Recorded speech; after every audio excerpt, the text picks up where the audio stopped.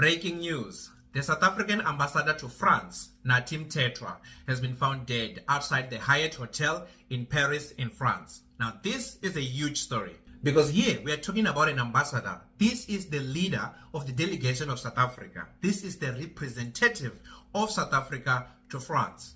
We are not talking about his bodyguard or his assistant. We're talking about the head, the ambassador himself, being found dead in a foreign country. That is a huge story. But not only that, if you're from South Africa, you're probably aware that there's the Mdlanga Commission that is happening after Mkhwanazi came out on that Sunday to tell us about the interference by politicians who are working with criminals and those who are in the Justice Department to evade the law.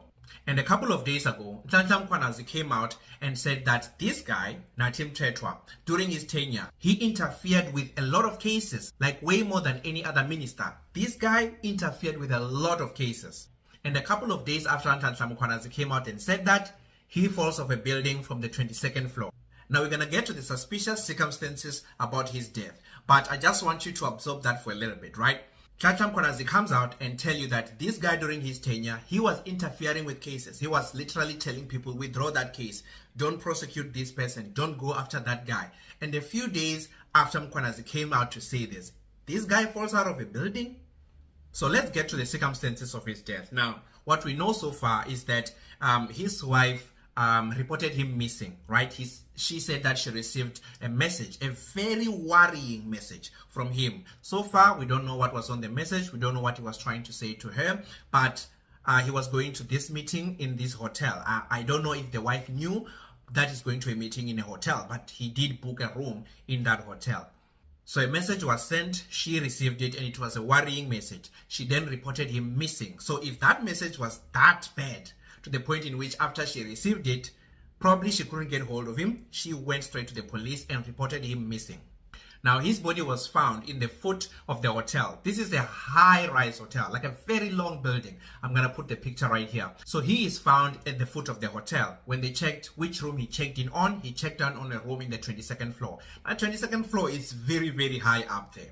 And according to the hotel, they're saying that this is not a place where it's easy for you to just open the windows. Most high-rise buildings, they have secured windows. They don't just open. Even if they open, they will open just a certain amount. So the window was forced by force, like a large amount of force to break it so that it opens.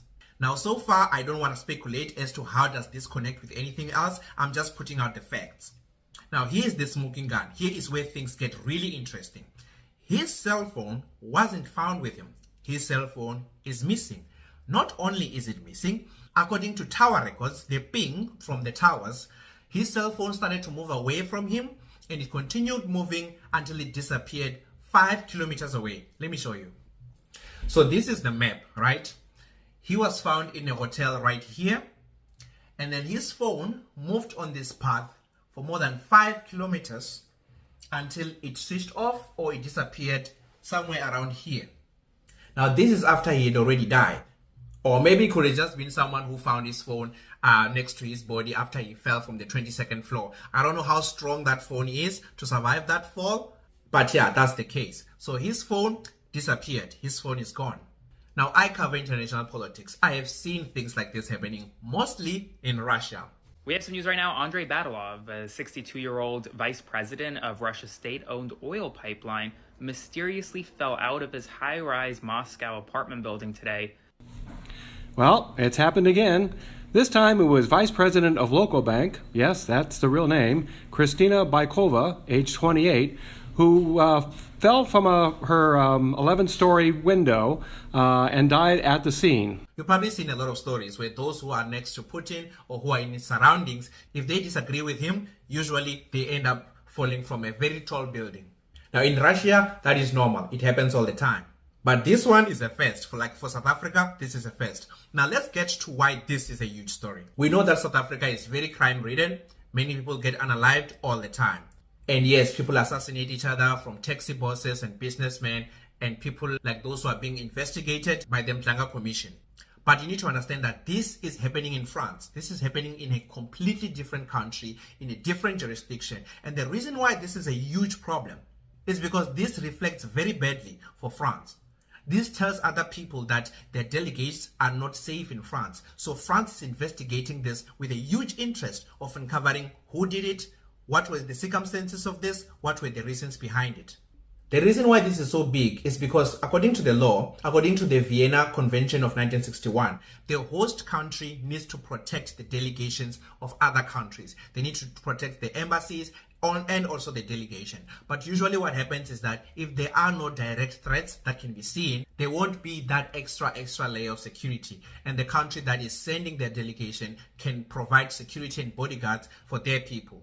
But when someone of this high profile dies in your country, if you are France, you need to get to the bottom of this. So we're gonna see. I'm just giving you the facts. First of all, this guy was implicated, or he was mentioned by Nhlanhla Mkhwanazi just a few days ago. All of a sudden, he goes for a meeting in this high-rise hotel. He sends his wife a very worrying message. His wife goes and reports him as missing, and then the guy is found dead, fallen from the 22nd floor. And on top of that, his phone continues to broadcast to show that it's on, and it continues moving away for more than 5 kilometers, and then it goes off. What's going on? I don't want to speculate, but it looks like whatever it is, that phone was very valuable to the point in which this guy had to take a dive from the 22nd floor. But we're going to continue to follow this story from a geopolitics angle. I'm going to give you all of the details when they come up. If you like this kind of content, we're building a community over here at the African Point of View. Please subscribe, please share these videos with others, and we're going to continue to follow this story from a diplomatic side of things, a geopolitical side of things, and the African Point of View side of things. See you on the next one.